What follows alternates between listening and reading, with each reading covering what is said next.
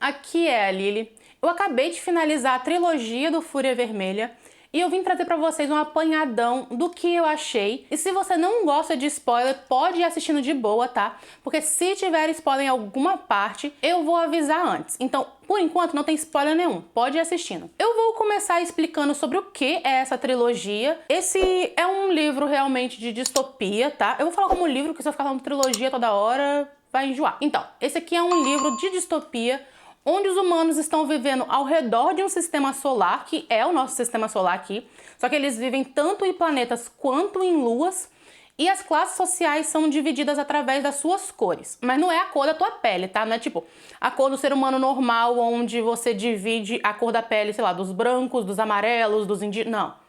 Não é cor de pele, é a cor do teu cabelo e a cor do teu olho. A tecnologia avançou a um ponto onde teve modificações realmente no DNA dos humanos e essas cores nascem no cabelo e no olho de cada um. Não é uma modificação que você faz depois que o bebê já nasceu. Tanto é que uma cor não consegue ter filho com outra cor diferente da dela.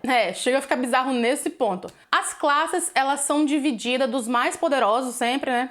Para os mais oprimidos. Eu vou mostrar aqui para vocês que tem no livro, enquanto eu vou falando as classes de cores, tá? Nós temos os ouros, os pratas, brancos, cobre, azul, amarelo, verde, o violeta, laranja, cinza, marrom, obsidiana, rosa e o mais lascado da vida, que são os vermelhos, que eles também chamam às vezes de enferrujado, porque é como se o vermelho não fosse tão vivo. Pois é, essas aqui são as classificações sociais em que você nasce e você é designado por um certo trabalho. E aqui também é sobre meio que a cadeia de classes, quem é o mais forte e quem é o mais lascado da vida. E os ouros, eles são os super altos, os super fortes, os mais inteligentes, ricos e que logicamente controlam o governo. E os vermelhos são os mais pobres, até mesmo os mais pequenos. Toda vez que eu li esse livro, eu ficava pensando neles, sei lá, nos hobbitzinhos, sempre pequenininho. Porque quando eles veem os ouros, eles falam que eles são gigantes e que os vermelhos são, sei lá, como se fossem anões. Então eu sempre fico imaginando uns hobbitzinhos. E o trabalho dos vermelhos, tá? Porque como eu disse, eles nascem para uma função já também pré-determinada. O trabalho dos vermelhos é perfurar o solo de Marte para a exploração de hélio. Se eu não me engano, porque também pode ser outra coisa, eu não tenho tanta certeza, mas eu acho que é hélio. Eles vivem embaixo da terra, literalmente embaixo do solo. É como se fosse tipo umas super cavernas que eles cavaram, como se fosse, sei lá, uma construção dentro de uma mina, só que ao invés de ser uma montanha, é embaixo da terra. Eles trabalham que nem os condenados, para variar, porque eles acreditam que um dia eles vão conseguir voltar a viver na superfície. Eles não acham que apenas eles vivem embaixo da terra, tá? Eles acham que todo mundo vive embaixo da terra. Que o solo acima da terra ele não é habitável de nenhuma maneira, mesmo que seja por gravidade ou, sei lá, por ar, qualquer coisa. Não tem como o ser humano habitar em cima da superfície. Só que, na verdade, as pessoas vivem em cima da superfície. Todas as outras cores vivem acima da superfície. Só os vermelhos que não. E obviamente, vai ter alguém que vai descobrir dessa verdade, onde os vermelhos eles são explorados, eles são obrigados a minerar todo Marte para que as outras cores vivam melhor. Com essa pessoa que descobre, é o nosso principal e obviamente ele vai movimentar ali uma massa, né, para derrubar o governo, para ter uma revolução. Isso não é spoiler, tá? Como eu disse, não vou falar de spoilers até eu comentar. Isso não é spoiler, isso é literalmente o início do livro e, sério mesmo, se alguém vai te falar de uma distopia e te falar que vai ter alguém que vai se rebelar contra o governo, é realmente, nossa, que surpresa? Não é, gente. Livro de distopia tem que ter isso, tem que ter alguém que vai contra o governo e que provavelmente vai movimentar uma massa para fazer uma revolução, para voltar a ter os seus direitos. Sei lá, eu acho que é o esperado, sabe? Igual um livro de, sei lá, suspense policial tem que ter alguém que vai cometer um crime. O livro de romance, no final, o casal vai ficar junto. Eu acho que é o esperado. Então, não é spoiler. Deu pra dar uma situada mais ou menos aqui no que a história se fala, tá? Então agora eu vou comentar de alguns personagens. O principal dessa trilogia é o Daryl. Ele é um vermelho e mergulhador do inferno. Mergulhador do inferno é um nome que os vermelhos dão pro trabalho deles, que é basicamente eles têm que escavar Marte inteira dentro de uma perfuratriz. Só que ali também tem, se eu não me engano, são larvas da cavidade que eles chamam. É uns bichos um sanguessuga, basicamente, que se eles grudarem em você já era, tu morreu. Então eles sempre chamam essa profissão de mergulhador do inferno, porque é algo que você tá muito próximo da morte todos os dias.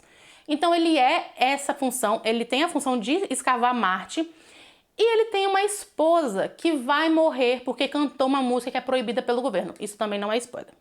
É o comecinho da história. Ela canta essa música e ela é condenada à forca porque ela cantou uma música.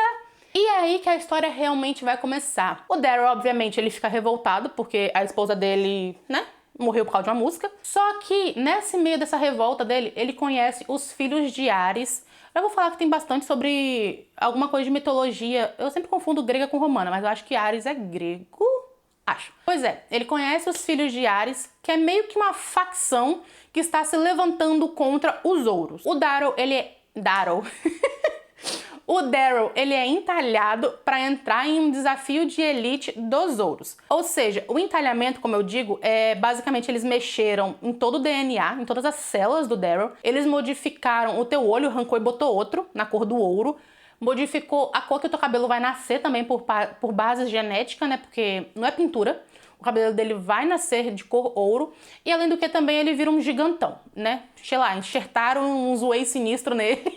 E ele tá gigante. De um hobbit, ele basicamente, sei lá, mais alto que o Jason Momoa. Ele ficou gigantão. Lógico que o Daryl, ele vai entrar pra esse campeonato, né, dos ouros. Porque senão, basicamente, não vai ter história.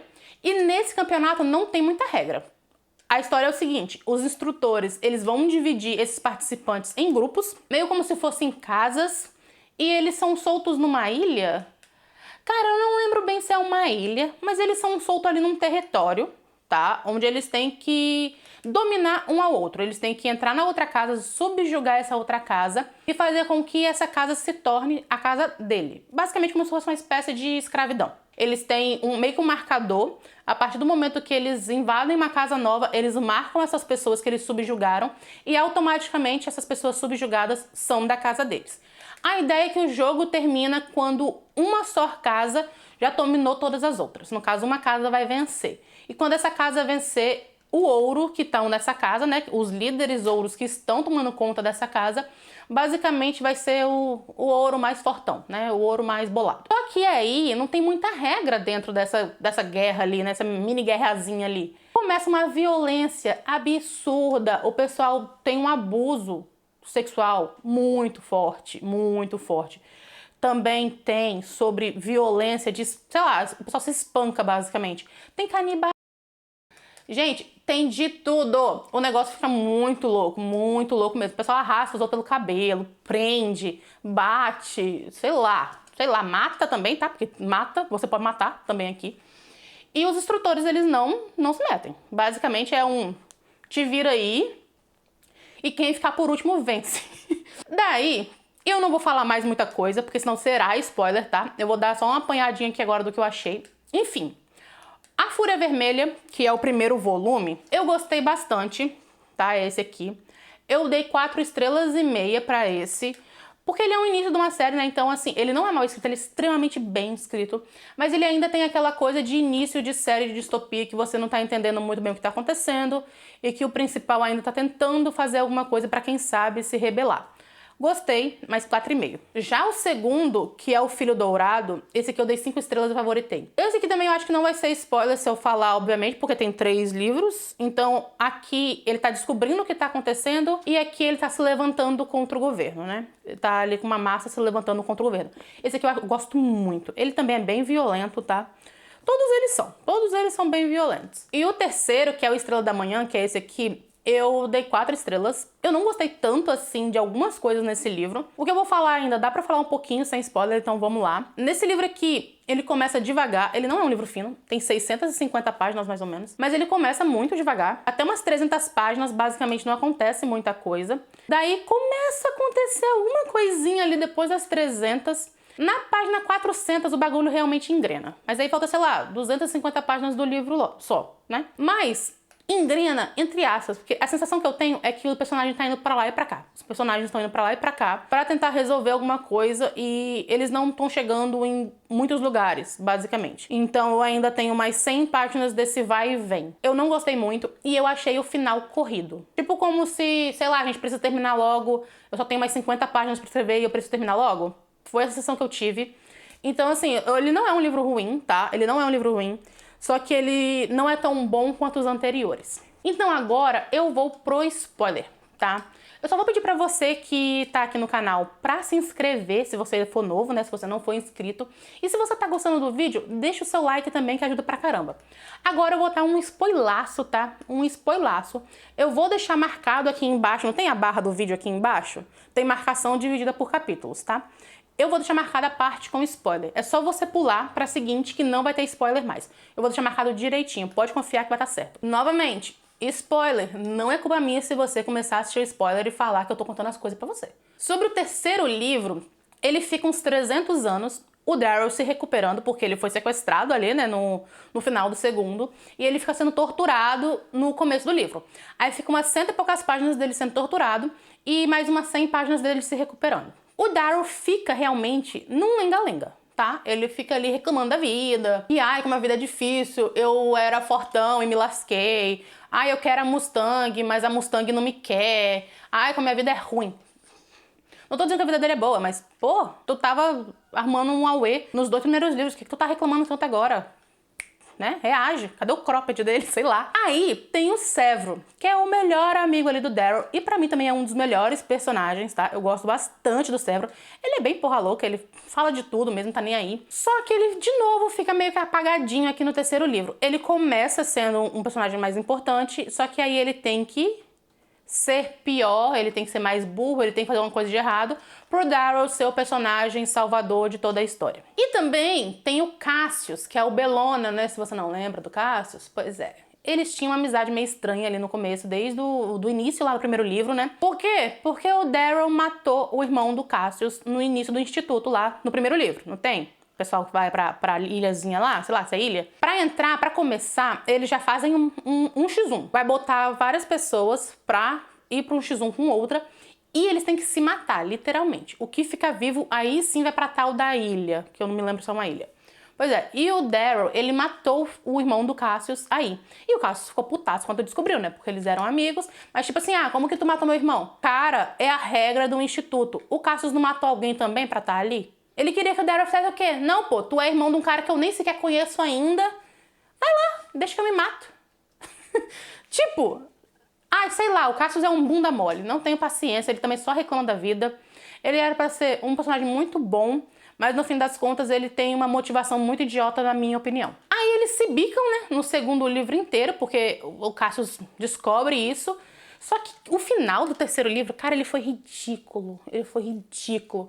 Aquela mentirinha que o Cassius, ele tinha meio que fingido acreditar no Daryl, na Mustang e no Sevro, mas que no final ele traiu todo mundo pra entregar eles pra soberana, né? A soberana da sociedade ali. Mas tipo, que?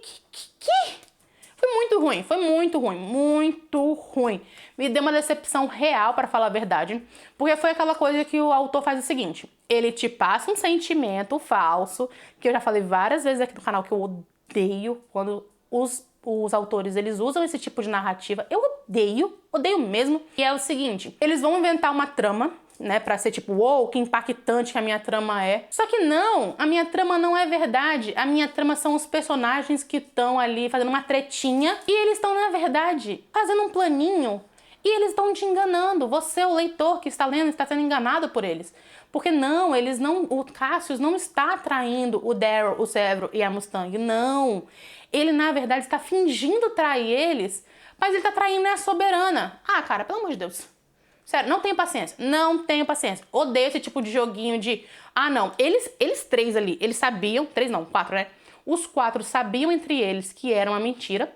Quem narra a história é o Daryl e você, que é o leitor, tá achando que o Cassius está traindo todo mundo. Ah, pelo amor de Deus. Não perdoa. E outra, ele matou o Sevro por 2 capítulos. por 2 capítulos. E como eu disse, o Severo é um dos personagens que eu mais gosto. Então, tipo, realmente eu senti o impacto dele ter matado aquele meu personagem que gostava pra caramba. Mas, cara, tu não me ressuscita ele 2 capítulos depois. Não faz isso, não faz isso. Ai, mas eu também já cansei de falar o quanto que eu odeio esse plot twist de mata o personagem que é queridinho, mas brincadeirinha, matei não, ressuscita daqui a pouco. Eu acho uma completa de uma merda. E piora. A Mustang tava grávida quando Daryl foi sequestrado, né, e torturado lá por muitos e muitos meses. Ela tava grávida, ela teve uma criança escondida do Daryl, porque, obviamente, ele estava preso, beleza. Mas depois que ele foi recuperado, sei lá, ele foi resgatado pelo Severo, eles ficaram muito tempo se vendo e se falando e até trabalhando juntos. E a Mustang não conta pro Daryl, tá? Então ela meio que tem esse filho aí escondido que ela deixou em outro planeta com o pessoal tomando conta. Sei lá, eu não gostei. A ideia é de que o Daryl ele não se preocupe com a criança, que ele seja apenas um soldado pra destruir o governo. Não me interessa. Não me interessa. Achei bestinha mesmo esse final. E ainda mais essa ideia de, nós destruímos o governante opressor, eu tenho um filho e a mulher dos meus sonhos. Meu inimigo é, na verdade, o meu amigo. E meu amigo não morreu, hahaha. Não gostei, não adianta, não gostei. Terminou os spoilers, beleza? Agora eu vou voltar aqui pra parte sem spoilers pro pessoal que pular a parte ali da barra. Foi isso. Eu ainda acho 4 estrelas por consideração dos livros anteriores, tá? Esse final ele me incomodou de verdade, mas eu acho que é uma questão pessoal. Eu tenho certeza que muita gente pode se apaixonar pela forma que tudo terminou. Eu acho que realmente é algo meu, mas eu não curto muito não. Tá? Eu não curto muito não esse tipo de coisa que eles utilizam pra fazer um final impactante. E também tem o ponto em que o Daryl, tá? Ele é bem depressivo, eu não falei antes, mas ele é bem depressivo, e as coisas só dão errado pra ele. Ele só se lasca. Por isso ele também não é um protagonista muito carismático, ele tá sempre meio que reclamando da vida. Esse ponto pra mim não é um problema, porque eu não tenho isso de precisar, sei lá, me ver no personagem pra eu gostar da história. Eu não preciso, mas muita gente precisa, então eu já comentei pra você já ir sabendo. Ele não é muito carismático. A escrita do P.C. Brown, ela também é um pouquinho firulada, tá? Ele tem uma coisinha meio uou ali, mas ao mesmo tempo ele escreve super bem. Eu gostei bastante da construção da história dele, tá? Eu acho que ele fez uma distopia muito boa mesmo. A classificação entre a coloração do olho e do cabelo das pessoas pra denominar quem elas são desde que elas nasceram, basicamente. No fim das contas, eu recomendo demais. E se sair a segunda trilogia no Brasil pela Out, eu também vou ler. Já falei que eu vou ler. É um universo que eu tenho vontade de saber um pouco mais do que aconteceu depois do que acontece no final, que se eu falar vai ser spoiler. Pra quem viu spoiler, sabe o que eu tô falando. Essa revolução em que os vermelhos, basicamente, estão tentando destruir os ouros, foi muito legal de ver. Eu quero ver também o que vai ter de resultado dessa revolução. Se algo de fato vai mudar na sociedade ou se vai dar mais merda ainda do que já deu desde o começo. No fim das contas, a trilogia ficou com uma média de 4,5, né? Porque eu dei 4,5, 5 e 4 estrelas, então a média ali dá 4,5.